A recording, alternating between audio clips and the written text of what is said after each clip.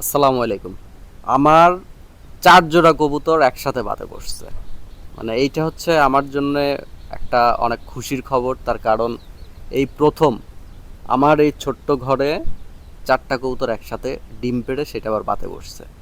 তো সেটা আপনাদেরকে দেখাই। আর এর মধ্যে যেই একটা কবুতর আমি গিফট পাইছিলাম সেইটার সাথে যেটাকে জোড়া দিছি সেটাও কিন্তু বাতে বসছে।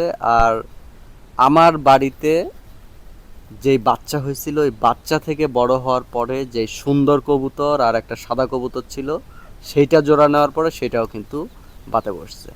তো আসেন আমি প্র্যাকটিক্যালি আপনাদেরকে দেখাই। আর আরেকটা খুব গুরুত্বপূর্ণ একটা কথা শেয়ার করব, সেটা হলো কবুতরের ডিম মাঝে মধ্যে দেখা যায় যে ভেঙে যায়, কিংবা এটা কেন ভাঙে বা কী বিষয়, মানে আমার বাস্তব অভিজ্ঞতা থেকে যা পাওয়া এই বিষয়টা নিয়ে কথা বলবো। তবে আগে দেখি, ডিম দেখি।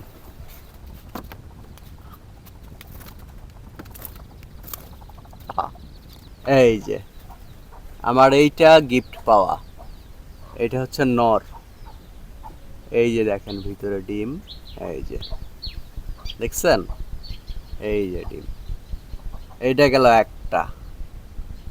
আর সেকেন্ড, এই যে আমার বাড়ির যে সাদা কবুতরটা দেখছেন, এ হচ্ছে হলো মাদি কবুতর এটা।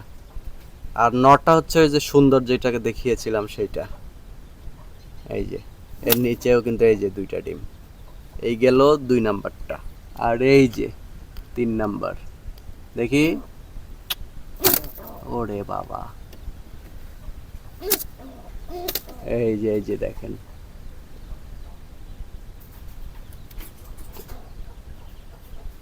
আর এই যে 4 নাম্বারটা দেখেন, এই যে বসে আছে।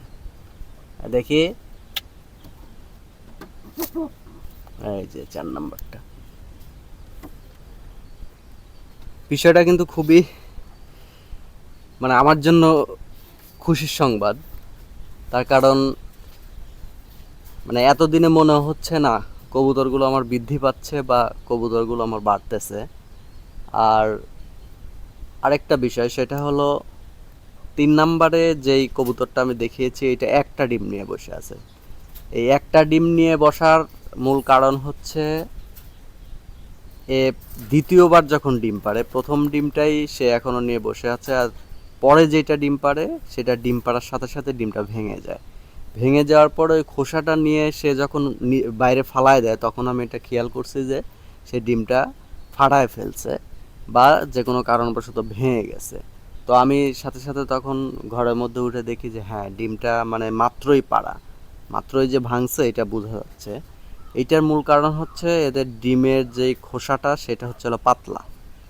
আর এই ডিমের খোসা পাতলা হওয়ার কারণ হচ্ছে এরা যেই হচ্ছে হলো ওই যে পোড়া মাটি, স্টোন, এগুলা যে খায় এগুলার অভাবেই সাধারণত এই কাজটা হয়। যেহেতু আমি এই কবুতরটা হচ্ছে খোলা অবস্থায় লালন পালন করি, ছেড়ে দিয়ে লালন পালন করি, তো সেই ক্ষেত্রে এইটা এক্সট্রাভাবে দেওয়ার কোনো প্রয়োজন হয় না। তার কারণ তারা বাহিরে যায়, মাঠে যায় বা বাড়ির আশেপাশে যে পোড়া মাটিগুলো থাকে এগুলাই তারা খায়। কিন্তু আমি দেখলাম যে এইটা তারপরও এরকম ডিমের খোসাটা পাতলা হয়ে গেছে, যার কারণে এখন এইটার আলাদাভাবে খাবারের যে যোগান সেটা আমাকে অবশ্যই দিতে হবে। তার কারণ ওরা হয়তোবা বাইরে গিয়ে, আমার যে ধারণাটা ছিল, খায়, কিন্তু তারা হয়তোবা খায় না। তো মূলত আমার জানা মতে যতটুকু, মানে আমার অভিজ্ঞতা ততটুকু থেকে আমি বললাম যে এই কারণেই সাধারণত ডিমের খোসাগুলা এরকম পাতলা হয়ে যায়। আর এইটা থেকে একমাত্র রক্ষার উপায় হচ্ছে এই আপনার স্টোন জাতীয় যে ইটের গুঁড়াগুলা থাকে বা পাথরের যে ছোট ছোট কুচি থাকে এগুলা হচ্ছে খাওয়াইতে হবে। যেহেতু আমরা গ্রাম অঞ্চলে বসবাস করি, এগুলো কিন্তু গ্রামে এমনিতে অ্যাভেলেবল পাওয়া যায়। আদারওয়াইজ যাদের না পাওয়া যায় এগুলো কিন্তু সব থেকে কিনতেও পাওয়া যায়, প্যাকেট আকারে বিক্রি করে আমি অনেক জায়গায় দেখেছি, সেখান থেকেও কিনে অনেকে খাওয়ায়। আর আরেকটা বিষয় আপনাদেরকে দেখাই, আমার কবুতরের খাবারের জন্য এই যে এই বাঁশটা এরকম ফালটা করে এরকম চারি দিয়ে এখানে পানি দিয়ে রাখছি। ওরা যখনই খাবার খায়, যেখানেই খাবার খাক, ওরা এখানে এসে পানি খায়। আর এই পানিটা অন্য কেউ নষ্টও করতে পারে না যেহেতু এটা উপরে। আর এখানে অ্যাভেলেবল পানি দিয়ে রাখা যায়, যার কারণে তার কারণ কবুতর কিন্তু খাবারের সাথে সাথে পানি খাইতে হবে, আর পানি না খেলে কিন্তু তাদের খাবারটা যে ডাইলেশন সেটা কিন্তু ঠিক মতন হয় না। আর যদি ঘরের মধ্যে বাচ্চা থাকে সেই ক্ষেত্রে খাবার ডাইলেশনটা দ্রুত করা দরকার, তার কারণে খাবারটা ওরা চিবায়ে তারপরে দেন বাচ্চাকে খাওয়ায়। আর এই যে মানে ঘরের মধ্যে যে কবুতর কয়টা বসে আছে এর মধ্যে একটা হচ্ছে হলো নর, আর তিনটাই কিন্তু মাদি কবুতর, ওইগুলা বসে আছে। আর এই যে দেখেন একদম ওই যে চালের উপরে আমার সুন্দর ওইটার জোড়া সাদাটা, আর এই যে সাদাটার যে জোড়া সেটা এই পাশে বসে বসে আছে। আর হচ্ছে এইটা হচ্ছে আমার প্রথম কবুতর, এই যে এইটা। ও কিন্তু কন্টিনিউয়াসলি ওর আউটপুট যে রেজাল্টটা সেটা কিন্তু ভালোই দিয়ে যাচ্ছে।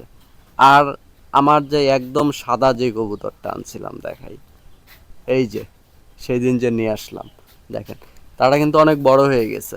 এই যে তারা অনেক বড় হয়ে গেছে, তারা একদম আমার বাড়িতে ফুল সেটেল। ওরা আর অন্য কোথাও যায় না, বা তাদের মানে গ্রোথটা অনেক ভালো হচ্ছে, তাদের চেহারা বা ওই যে পশমের যে কালারগুলো সেগুলো কিন্তু খুব সুন্দর চকচকা হচ্ছে। আর কবুতরটা কিন্তু দেখতে আসলে অনেক কিউট। আর ওই যে একদম চালের উপরে যে কবুতরটা আছে এইটা হচ্ছে আমার বাচ্চা কবুতর, কিন্তু তারা এখন অ্যাডাল্ট হয়ে গেছে। তারা তাদের মুভমেন্ট বা তাদের সব কিছু এখন পরিবর্তন, হয়তোবা 2 মাসের মধ্যে এই জোড়া আর এই জোড়া ডিমে চলে আসবে। তাহলে এখন আমার মোট কবুতর এসে দাঁড়াইলো, আমার এখানে টোটাল 12টা কবুতর আছে। মানে আমার এখানে 6 ঘর, 6 ঘরের জন্য যে 12টা কবুতর প্রয়োজন আছে 12টাই আছে।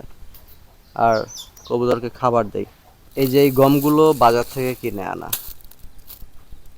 এই গমটা আমি সামনের বছর চেষ্টা করব যে নিজে রোপণ করে পরে কবুতরকে খাওয়ানোর জন্য। তার কারণ হয়তোবা যদি এর মধ্যে আল্লাহ কোনো বিপদ আপদ না দেয়, এই কবুতর থেকেই আমার 1 বছরের মধ্যে আরও কবুতর বৃদ্ধি হবে। আর কবুতর পরবর্তীতে আমি অন্য একটা জায়গায় শিফট করব, তো সেই ব্যবস্থাটাই হচ্ছে। তো হইলেই ইনশাল্লাহ শিফট হয়ে যাবে। কবুতরকে খাবার দেই দেখেন। আর আমার কবুতরগুলো ম্যাক্সিমাম সব চালে খাওয়ায় অভ্যস্ত, নিচে খাবার দিলে আসে না। তাদেরকে প্রথম থেকে চালে দিয়ে অভ্যাস আছে, করা হয়েছে আর কি। আয় আয় আয় আয় আয় আয় আয় আয় আয় আয় আয় আয় আয় আয় আয়।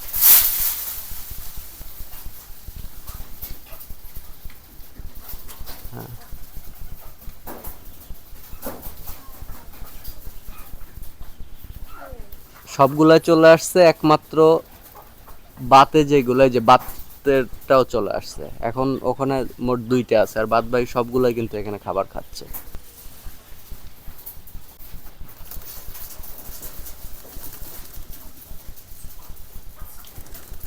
তো আজকের ভিডিওটা মূলত এই পর্যন্তই ছিল। যারা এতক্ষণ ধৈর্য ধরে ভিডিওটি দেখছেন তাদেরকে অসংখ্য ধন্যবাদ। আর যারা এখনও আমার ইউটিউব চ্যানেলটি সাবস্ক্রাইব করেন নাই অবশ্যই সাবস্ক্রাইব করবেন। আর যারা ফেসবুক থেকে দেখতেছেন অবশ্যই পেজটি ফলো করে পাশে থাকবেন। তো দেখা হবে আবার পরবর্তী ভিডিওতে। ততক্ষণ সবাই ভালো থাকবেন, সুস্থ থাকবেন। আল্লাহ হাফেজ, আসসালামু আলাইকুম।